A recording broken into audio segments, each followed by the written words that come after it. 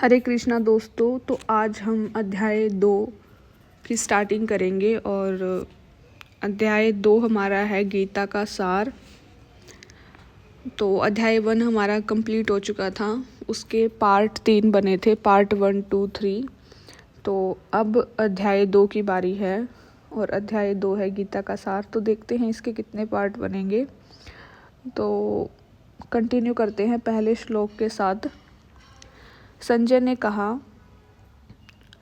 करुणा से व्याप्त, शोक युक्त, अश्रुपूरित नेत्रों वाले अर्जुन को देखकर मधुसूदन कृष्ण ने ये शब्द कहे। तात्पर्य यह है कि भौतिक पदार्थों के प्रति करुणा, शोक तथा अश्रु ये सब असली आत्मा को न जानने के लक्षण हैं। शाश्वत आत्मा के प्रति करुणा ही आत्म साक्षात्कार है। इस श्लोक में मधुसूदन शब्द महत्वपूर्ण है। कृष्ण ने मधु नामक असुर का वध किया था और अब अर्जुन चाह रहा है कि कृष्ण उस अज्ञान रूपी असुर का वध करे जिसने उसे कर्तव्य से विमुख कर रखा है। यह कोई नहीं जानता कि करुणा का प्रयोग कहाँ होना चाहिए। डूबते हुए मनुष्य के वस्त्रों के लिए करुणा मूर्खता होगी।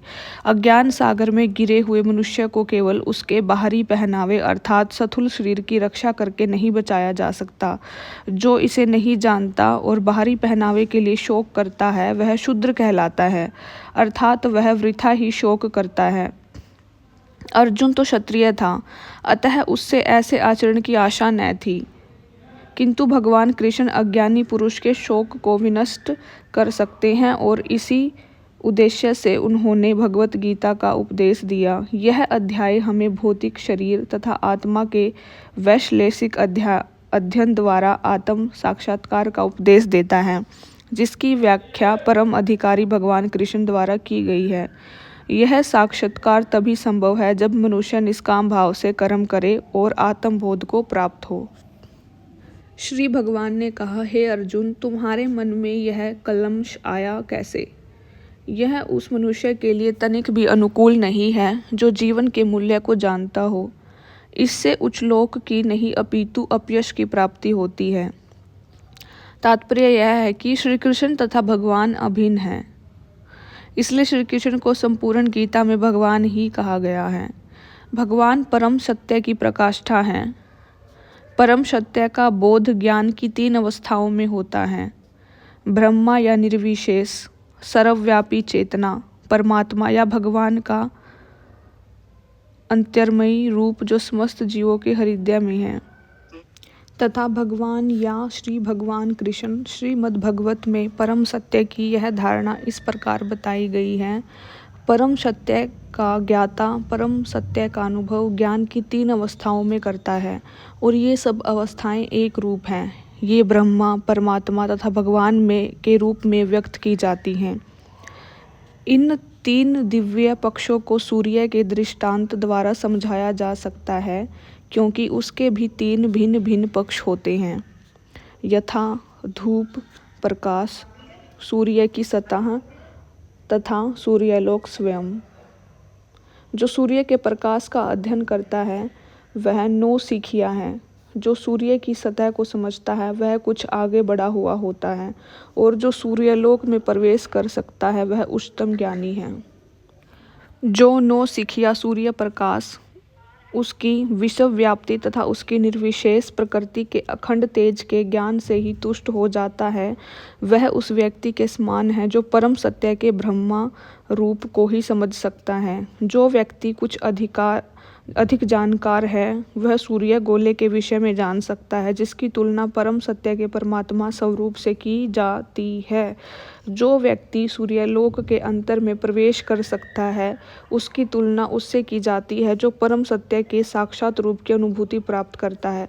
अतः जिन भक्तों ने परम सत्य के भगवान स्वरूप का साक्षात्कार किया है वे सर्वोच्च अध्यात्मवादी हैं। यद्यपि परम सत्य के अध्ययन में रत सारे विद्यार्थी एक ही विषय के अध्ययन में लगे हुए हैं, सूर्य का प्रकाश, सूर्य का गोला, सूर्य लोक की भीतरी बातें, इन तीनों को एक दूसरे से विलग नहीं किया जा सकता। फिर भी तीनों अवस्थाओं के अध्येता एक ही श्रेणी के नहीं होते। संस्कृत शब्द भगवान की व्याख्या व्यासदेव के पिता पराशर मुनि ने की है। समस्त धन, शक्ति, यश, सौंदर्य, ज्ञान तथा त्याग से युक्त परम पुरुष भगवान कहलाता है। ऐसे अनेक व्यक्ति हैं जो अत्यंत धनी हैं, अत्यंत शक्तिमान हैं, अत्यंत सुंदर हैं और अत्यंत विख्यात, विद्वान तथा विरक्त भी हैं, किंतु कोई साधिकार यह नहीं कह सकता कि उसके पास सारा धन, शक्ति आदि है। एकमात्र कृष्ण ही ऐसा दावा कर सकते हैं, क्योंकि वे भगवान हैं। ब्रह्मा, शिव या नारायण सहित कोई भी जीव कृष्ण के समान पूर्ण ऐश्वर्यवान नहीं है। अतः ब्रह्मा संहिता में स्वयं ब्रह्मा जी का निर्णय है कि श्री कृष्ण स्वयं भगवान है, न तो कोई उनके तुल्य है न उनसे बढ़कर है। वे आदि स्वामी या भगवान हैं, गोविंद रूप में जाने जाते हैं और समस्त कारणों के परम कारण हैं। ऐसे अनेक पुरुष हैं जो भगवान के गुणों से युक्त हैं, किंतु कृष्ण परम हैं, क्योंकि उनसे बढ़कर कोई नहीं है। वे परम पुरुष और उनका शरीर सच्चिदानंदमय है। वे आदि भगवान गोविंद हैं और समस्त कारणों के कारण हैं। ऐसा ब्रह्म संहिता में लिखा गया है। ईश्वरः परमः कृष्णः सच्चिदानंद विग्रह अनादिरादि गोविंदः सर्व कारण कारणम।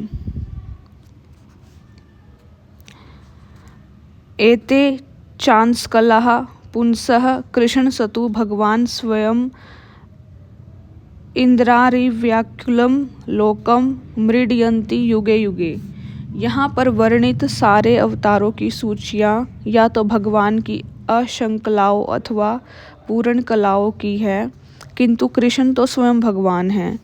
अतः कृष्ण आदि भगवान परम सत्य परमात्मा तथा निर्विशेष ब्रह्मा दोनों के उद्गम हैं। भगवान की उपस्थिति में अर्जुन द्वारा स्वजनों के लिए शोक करना सर्वथा अशोभनीय है। अतः कृष्ण ने कुतः शब्द से अपने आश्चर्य व्यक्त किया है।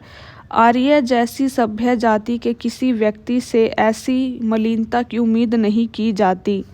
आर्य शब्द उन व्यक्तियों पर लागू होता है जो जीवन के मूल्य को जानते हैं और जिनकी सभ्यता आत्म साक्षात्कार पर निर्भर करती है। देहात्म बुद्धि से प्रेरित मनुष्यों को यह ज्ञान नहीं हो रहता कि जीवन का उद्देश्य परम सत्य विष्णु या भगवान का साक्षात्कार है।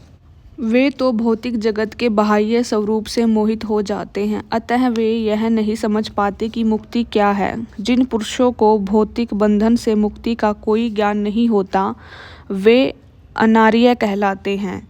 यद्यपि अर्जुन क्षत्रिय था, किंतु युद्ध से विचलित होकर वह अपने कर्तव्य से गुमराह हो रहा था। उसकी यह कायरता अनार्यों के लिए ही शोभा देने वाली हो सकती है। कर्तव्य पथ से इस प्रकार का विचलन न तो आध्यात्मिक जीवन में प्रगति करने में सहायक बनता है, न ही इससे इस संसार में ख्याति प्राप्त की जा सकती है। भगवान कृष्ण ने अर्जुन द्वारा अपने स्वजनों पर इस प्रकार की करुणा का अनुमोदन नहीं किया। हे पृथा पुत्र, इस हीन नपुंसकता को प्राप्त मत हो, यह तुम्हें शोभा नहीं देती। हे शत्रुओं के दमन करता, हृदय की शुद्र दुर्बलता को त्याग कर युद्ध के लिए खड़े हो जाओ। तात्पर्य यह है कि अर्जुन को पृथा पुत्र के रूप में संबोधित किया गया है। पृथा कृष्ण के पिता वासुदेव की बहन थी, अतः कृष्ण के साथ अर्जुन का रक्त संबंध था। यदि क्षत्रिय पुत्र लड़ने से मना करता है तो वह नाम का क्षत्रिय है, और यदि ब्राह्मण पुत्र अपवित्र कार्य करता है तो वह नाम का ब्राह्मण है। ऐसे क्षत्रिय तथा ब्राह्मण अपने पिता के अयोग्य पुत्र होते हैं। अतः कृष्ण यह नहीं जानते कि अर्जुन अयोग्य क्षत्रिय पुत्र कहलाए। अर्जुन कृष्ण का घनिष्ठतम मित्र था और कृष्ण प्रत्यक्ष रूप से उसके रथ का संचालन कर रहे थे, किंतु इन सब गुणों के होते हुए भी यदि अर्जुन युद्ध भूमि को छोड़ता है तो वह अत्यंत निंदनीय कार्य करेगा। अतः कृष्ण ने कहा कि ऐसी प्रवृत्ति अर्जुन के व्यक्तित्व को शोभा नहीं देती। अर्जुन यह तर्क कर सकता था कि वह परम पूज्य भीष्म तथा स्वजनों के प्रति उदार दृष्टिकोण के कारण युद्ध भूमि छोड़ रहा है, किंतु कृष्ण ऐसी उदारता को केवल हृदय दौर्बल्य मानते हैं। ऐसी झूठी उदारता का अनुमोदन एक भी शास्त्र नहीं करता। अतः अर्जुन जैसे व्यक्ति को कृष्ण के प्रत्यक्ष निर्देशन में ऐसी उदारता या तथाकथित अहिंसा का परित्याग कर देना चाहिए। अर्जुन ने कहा, हे शत्रुहंता, हे मधुसूदन, मैं युद्ध भूमि में किस तरह भीष्म तथा द्रोण जैसे पूजनीय व्यक्तियों पर उलटकर बाण चलाऊंगा। तो यहाँ फिर भगवान श्री कृष्ण कहते हैं कि भीष्म पितामह तथा द्रोणाचार्य जैसे सम्मानीय व्यक्ति सदैव पूजनीय हैं। यदि वे आक्रमण भी करें तो उन पर उलटकर आक्रमण नहीं करना चाहिए। यह सामान्य शिष्टाचार है कि गुरुजनों से वाग्य युद्ध भी न किया जाए। यहाँ तक कि यदि कभी वे रुक्ष व्यवहार करें तो उनके साथ रुक्ष व्यवहार न किया जाए। तो फिर भला अर्जुन उन पर बाण कैसे छोड़ सकता था? क्या कृष्ण कभी अपने पितामह नाना उग्रसेन या अपने आचार्य सांदीपनि मुनि पर हाथ चला सकते थे? अर्जुन ने कृष्ण के समक्ष ये कुछ तर्क प्रस्तुत किए। हे महापुरुषों, ऐसे महापुरुषों को जो मेरे गुरु हैं, उन्हें मार कर जीने की अपेक्षा इस संसार में भीख मांग कर खाना अच्छा है। भले ही वे सांसारिक लाभ के इच्छुक हों, किंतु हैं तो गुरुजन ही। यदि उनका वध होता है तो हमारे द्वारा भोग्य प्रत्येक वस्तु उनके रक्त से सनी होगी। तो तात्पर्य यह है कि शास्त्रों के अनुसार ऐसे गुरु जो निंदा कर्म में रत हों और जो विवेक शून्य हो, त्याज्य हैं। दुर्योधन से आर्थिक सहायता लेने के कारण भीष्म तथा द्रोण उसका पक्ष लेने के लिए बाध्य थे। यद्यपि केवल आर्थिक लाभ से ऐसा करना उनके लिए उचित न था। ऐसी दशा में वे आचार्यों का सम्मान खो बैठे थे। किंतु अर्जुन सोचता है कि इतने पर भी वे उसके गुरुजन हैं, अतः उनका वध करके भौतिक लाभों का भोग करने का अर्थ होगा रक्त से सने अवशेषों का भोग। हम यह भी नहीं जानते कि हमारे लिए क्या श्रेष्ठ है, उनको जीतना या उनके द्वारा जीते जाना। यदि हम धृतराष्ट्र के पुत्रों को वध कर देते हैं तो हमें जीवित रहने की आवश्यकता नहीं है। फिर भी वे युद्ध भूमि में हमारे समक्ष खड़े हैं। अर्जुन की समझ में यह नहीं आ रहा था कि वह क्या करे, युद्ध करे और अनावश्यक रक्तपात का कारण बने। यद्यपि क्षत्रिय होने के नाते युद्ध करना उसका धर्म है, या फिर वह युद्ध से विमुख होकर भीख मांगकर जीवन यापन करे। यदि वह शत्रु को जीतता नहीं तो जीविका का एकमात्र साधन भिक्षा ही रह जाता है। फिर जीत भी तो निश्चित नहीं है, क्योंकि कोई भी पक्ष विजयी हो सकता है। यदि उसकी विजयी हो भी जाए क्योंकि उसका पक्ष न्याय पर है, तो भी यदि धृतराष्ट्र के पुत्र मरते हैं तो उनके बिना रह पाना अत्यंत कठिन हो जाएगा। उस दशा में यह उसकी दूसरे प्रकार की हार होगी। अर्जुन द्वारा व्यक्त इस प्रकार के ये विचार सिद्ध करते हैं कि वह न केवल भगवान का महान भक्त था, अपितु वह अत्यधिक प्रबुद्ध और अपने मन तथा इंद्रियों पर पूर्ण नियंत्रण रखने वाला था। राज परिवार में जन्म लेकर भी भिक्षा द्वारा जीवित रहने की इच्छा उसकी विरक्ति का दूसरा लक्षण है। ये सारे गुण तथा अपने आध्यात्मिक गुरु श्री कृष्ण के उपदेशों में उसकी श्रद्धा निकला कि अर्जुन मुक्ति के सर्वथा योग्य था। जब तक इंद्रियां संयमित न हो, ज्ञान के पद तक उठ पाना कठिन है और बिना ज्ञान तथा भक्ति के मुक्ति नहीं होती। अर्जुन अपने भौतिक गुणों के अतिरिक्त इन समस्त देवी गुणों में भी दक्ष था। अब मैं अपनी कृपण दुर्बलता के कारण अपना कर्तव्य भूल गया हूँ और सारा धैर्य खो चुका हूँ। ऐसी अवस्था में मैं आपसे कुछ पूछ रहा हूँ कि जो मेरे लिए श्रेयस्कर हो उसे निश्चित रूप से बताएं। अब मैं आपका शिष्य हूँ और आपका शरणागत हूँ, कृपया मुझे उपदेश दें। तो तात्पर्य है, यह प्राकृतिक नियम है कि भौतिक कार्यकलाप की प्रणाली ही हर एक के लिए चिंता का कारण, पग पग पर उलझन मिलती है। अतः प्रामाणिक गुरु के पास जाना आवश्यक है, जो जीवन के उद्देश्य को पूरा करने के लिए समुचित पथ निर्देश दे सके।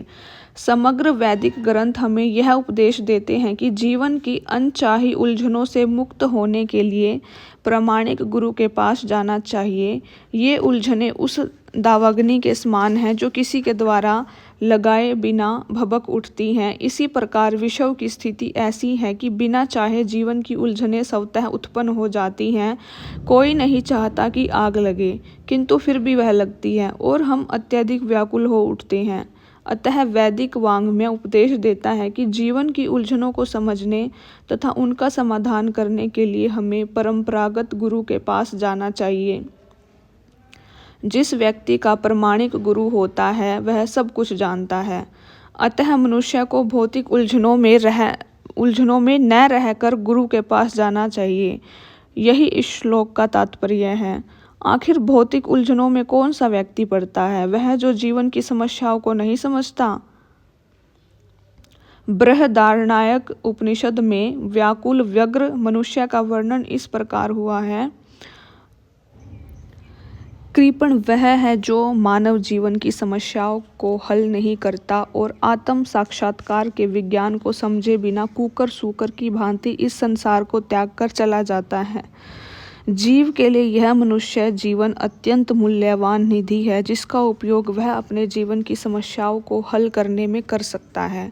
अतः जो इस अवसर का लाभ नहीं उठाता वह कृपण है। ब्राह्मण इसके विपरीत होता है, जो इस शरीर का उपयोग जीवन की समस्त समस्याओं को हल करने में करता है। देहात्म बुद्धि वश कृपण या कंजूस लोग अपना सारा समय परिवार, समाज, देश आदि के अत्यधिक प्रेम में गवा देते हैं। मनुष्य प्रायः चरम रोग के आधार पर अपने पारिवारिक जीवन अर्थात पत्नी, बच्चों तथा परिजनों में आसक्त रहता है। कृपण यह सोचता है कि वह अपने परिवार को मृत्यु से बचा सकता है, अथवा वह यह सोचता है कि उसका परिवार या समाज उसे मृत्यु से बचा सकता है। ऐसा पारिवारिक आसक्ति निम्न पशुओं में भी पाई जाती है, क्योंकि वे भी बच्चों की देखभाल करते हैं। बुद्धिमान होने के कारण अर्जुन समझ गया था कि पारिवारिक सदस्यों के प्रति उसका अनुराग तथा मृत्यु से उनकी रक्षा करने की इच्छा ही उसकी उलझनों का कारण है। यद्यपि वह समझ रहा था कि युद्ध करने का कर्तव्य उसकी प्रतीक्षा कर रहा था, किंतु कृपण, दुर्बलता, कार्पण्य दोष के कारण वह अपना कर्तव्य नहीं निभा रहा था। अतः वह परम गुरु भगवान कृष्ण से कोई निश्चित हल निकालने का अनुरोध कर रहा है। वह कृष्ण का शिष्यत्व ग्रहण करता है। वह मित्रता पूर्ण बातें बंद करना चाहता है। गुरु तथा शिष्य की बातें गंभीर होती हैं और अब अर्जुन अपने मान्य गुरु के समक्ष गंभीरता पूर्वक बातें करना चाहता है। इसलिए कृष्ण भगवत गीता ज्ञान के आदि गुरु हैं और अर्जुन गीता समझने वाला प्रथम शिष्य है। अर्जुन भगवत गीता को किस तरह समझाता है यह गीता में वर्णित है। तो भी मूर्ख संसारी विद्वान बताते हैं कि किसी को मनुष्य रूप कृष्ण ही नहीं बल्कि आजन्मा कृष्ण की शरण ग्रहण करनी चाहिए। कृष्ण के अंतः तथा बाह्य में कोई अंतर नहीं है। इस ज्ञान के बिना जो भगवत गीता को समझने का प्रयास करता है वह सबसे बड़ा मूर्ख है। मुझे ऐसा कोई साधन नहीं दिखता जो मेरी इंद्रियों को सुखाने वाले इस शोक को दूर कर सके। स्वर्ग पर देवताओं के आधिपत्य की तरह इस धन धान्य संपन्न सारी पृथ्वी पर निष्कंटक राज्य प्राप्त करके भी मैं इस शोक को दूर नहीं कर सकूंगा। यद्यपि अर्जुन धर्म तथा सदाचार के नियमों पर आधारित अनेक तर्क प्रस्तुत करता है, किंतु ऐसा प्रतीत होता है कि वह अपने गुरु भगवान श्री कृष्ण की सहायता के बिना अपनी असली समस्या को हल नहीं कर पा रहा। वह समझ गया था कि उसकी तथाकथित ज्ञान उसकी उन समस्याओं को दूर करने में व्यर्थ है जो उसके सारे अस्तित्व शरीर को सुखाए दे रही थी। उसे इन उलझनों को भगवान कृष्ण जैसे आध्यात्मिक गुरु की सहायता के बिना हल कर पाना असंभव लग रहा था। शैक्षिक ज्ञान, विद्वता, उच्च पद, ये सब जीवन की समस्याओं का हल करने में व्यर्थ हैं। यदि कोई इसमें सहायता कर सकता है तो वह है एकमात्र गुरु। अतः निष्कर्ष यह निकला कि गुरु जो 100% कृष्ण भावना भावित होता है वही एकमात्र प्रामाणिक गुरु है और वही जीवन की समस्याओं को हल कर सकता है। कहा है कि जो कृष्ण भावनामृत के विज्ञान में दक्ष हो, कृष्ण तत्ववेता हो, चाहे वह जिस किसी जाति का हो, वह वास्तविक गुरु है। कीबा विप्र कीबा न्यासी शूद्र केने नय, यही कृष्ण तत्ववेता से ही गुरु है। कोई व्यक्ति चाहे वह विप्र वैदिक ज्ञान में दक्ष हो, निम्न जाति में जन्मा शूद्र हो या कि सन्यासी, यदि वह कृष्ण के विज्ञान में दक्ष कृष्ण तत्ववेता है तो वह यथार्थ प्रामाणिक गुरु है। अतः कृष्ण तत्ववेता हुए बिना कोई भी प्रामाणिक गुरु नहीं हो सकता। वैदिक साहित्य में भी कहा गया है, विद्वान ब्राह्मण भले ही वह संपूर्ण वैदिक ज्ञान में पारंगत क्यों न हो, यदि वह वैष्णव नहीं है या कृष्ण भावनामृत में दक्ष नहीं है तो गुरु बनने का पात्र नहीं है। किंतु शूद्र यदि वह वैष्णव या कृष्ण भक्त है तो गुरु बन सकता है। संसार की समस्याओं, जन्म जरा व्याधि तथा मृत्यु की निवृत्ति धन संचय तथा आर्थिक विकास से संभव नहीं है। विश्व के विभिन्न भागों में ऐसे राज्य हैं जो जीवन की सारी सुविधाओं से तथा संपत्ति एवं आर्थिक विकास से पूरित हैं, किंतु फिर भी उनके सांसारिक जीवन की समस्याएं जो कि त्यों बनी हुई हैं। वे विभिन्न साधनों से शांति खोजते हैं, किंतु वास्तविक सुख उन्हें तभी मिल पाता है जब वे कृष्ण भावनामृत से युक्त कृष्ण के प्रामाणिक प्रतिनिधि के माध्यम से कृष्ण अथवा कृष्ण तत्व पूरक भगवत गीता तथा श्रीमद् भागवत के परामर्श को ग्रहण करते हैं। यदि आर्थिक विकास तथा भौतिक सुख किसी के पारिवारिक, सामाजिक, राष्ट्रीय या अंतर्राष्ट्रीय अव्यवस्था से उत्पन्न हुए शोकों को दूर कर पाते तो अर्जुन यह न कहता कि पृथ्वी का अप्रीतम राज्य या स्वर्गलोक में देवताओं की सर्वोच्चता भी उसके शोकों को दूर नहीं कर सकती। इसलिए उसने कृष्ण भावनामृत का ही आश्रय ग्रहण किया और यह शांति तथा समरसता का उचित मार्ग है। आर्थिक विकास या विश्व आधिपत्य प्राकृतिक प्रलय द्वारा किसी भी क्षण समाप्त हो सकता है। यहाँ तक कि चंद्रलोक जैसे उच्च लोकों की यात्रा भी, जिसके लिए मनुष्य प्रयत्नशील है, एक झटके में समाप्त हो सकती है। भगवत गीता इसकी पुष्टि करती है कि क्षीणे पुण्य मर्त्य लोकम विशन्ति। जब पुण्य कर्मों के फल समाप्त हो जाते हैं तो मनुष्य सुख के शिखर से जीवन के निम्नतम स्तर पर गिर जाता है। इस तरह से विश्व के अनेक राजनीतिकों का पतन हुआ है।